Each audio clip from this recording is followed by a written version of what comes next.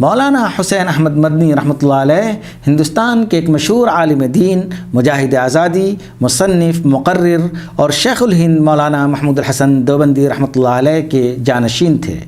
آپ پدم بھوشن کا اعزاز حاصل کرنے والے اولین لوگوں میں شامل تھے۔ مولانا حسین احمد مدنی نے 1920 عیسوی میں کانگریس اور خلافت کمیٹی کے درمیان معاہدہ کرانے میں ایک اہم رول ادا کیا تھا۔ 1920 اور 1930 کی دہائی میں علماء کرام کو انڈین نیشنل کانگریس کے قریب لانے میں ایک اہم کردار ادا کیا۔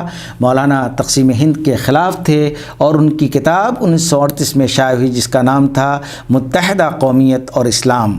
اس میں انہوں نے تقسیم ہند کی کھل کر مخالفت کی۔ مولانا حسین احمد مدنی رحمۃ اللہ علیہ اتر پردیش کے ضلع اناؤ میں پیدا ہوئے، جہاں آپ کے والد ماجد ایک اسکول میں پڑھاتے تھے۔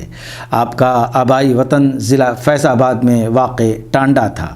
جب آپ کی عمر 3 سال کو پہنچی تو والد کی تبدیلی قصبہ ٹانڈا میں ہو گئی۔ آپ نے ابتدائی تعلیم یہیں حاصل کی۔ آپ کی والدہ نے آپ کو قاعدہ بغدادی اور ناظر قرآن تک پڑھایا۔ 13 سال کی عمر میں والد نے 1309 ہجری میں دارالعلوم دیوبند بھیج دیا۔ مولانا حسین احمد مدنی دیوبند کے قیام کے بارے میں خود فرماتے ہیں، دیوبند پہنچنے کے بعد وہ ضعیف سی کھیل کود کی آزادی جو مکان پر تھی وہ بھی جاتی رہی۔ دونوں بھائی صاحبان، بالخصوص بڑے بھائی صاحب سب سے زیادہ سخت تھے، خوب مارا کرتے تھے۔ اس تقید اور نگرانی نے مجھ میں علمی شغف زیادہ سے زیادہ اور لہو و لعب کا شغف کم سے کم کر دیا۔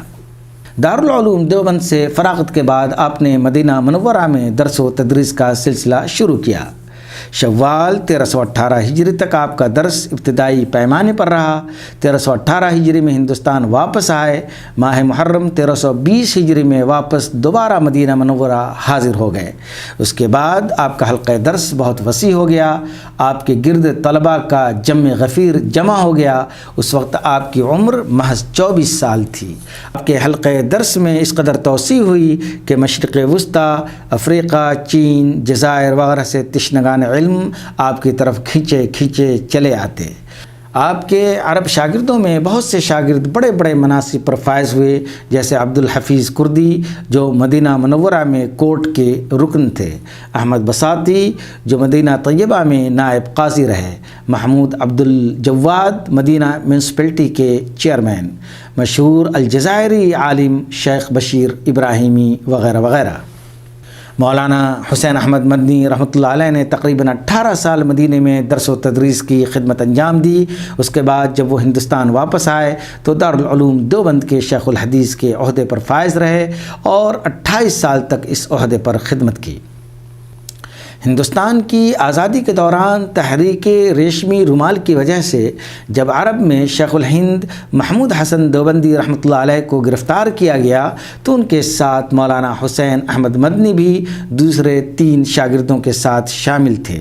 شیخ الہند محمود حسن دیوبندی نے کہا، انگریزی حکومت نے مجھ کو تو مجرم سمجھا ہے، تم تو بے قصور ہو، اپنی رہائی کی کوششیں کرو۔ تو ان کے شاگردوں نے جواب دیا، جان تو چلی جائے گی مگر آپ کی خدمت سے ہم جدا نہیں ہوں گے۔ جنگ عظیم ختم ہونے کے بعد 3.5 سال جیل کی صعوبتیں برداشت کرنے کے بعد شیخ الہند اور ان کے تمام ساتھیوں کو، جن میں حسین احمد مدنی بھی شامل تھے، آخرکار رہائی مل گئی۔ جب گھر سے چلے تو سب کچھ ٹھیک ٹھاک چھوڑ کر گئے تھے، مگر رہائی کے بعد جب اپنے علاقے پہنچے تو سب کچھ بدلا ہوا تھا۔ خاندان کے بہت سے لوگ اس دنیا سے گزر گئے تھے۔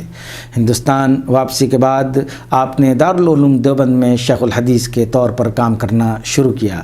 جہاں تک مولانا حسین احمد مدنی کی تصنیفات و تالیفات کا تعلق ہے تو وہ ہیں نقش حیات، سفر نامہ شیخ الہند، الشہاب الثاقب، مکتوبات شیخ الاسلام، متحدہ قومیت، الخلیفۃ المہدی فی الاحادیث الصحیحہ، کشف حقیقت، اسیر مالٹا وغیرہ وغیرہ۔ مولانا حسین احمد مدنی کو ان کی عظیم الشان دینی، علمی، سماجی، سیاسی اور فلاحی خدمات کے پیش نظر کئی اعزازات سے بھی نوازا گیا۔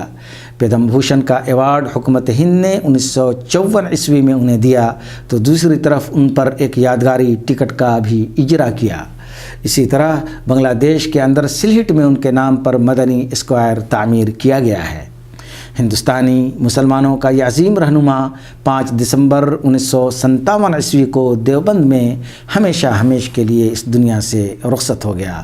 آپ کی نماز جنازہ قاری محمد طیب قاسمی رحمۃ اللہ علیہ نے پڑھائی اور آپ دیوبند ہی میں مدفون ہوئے۔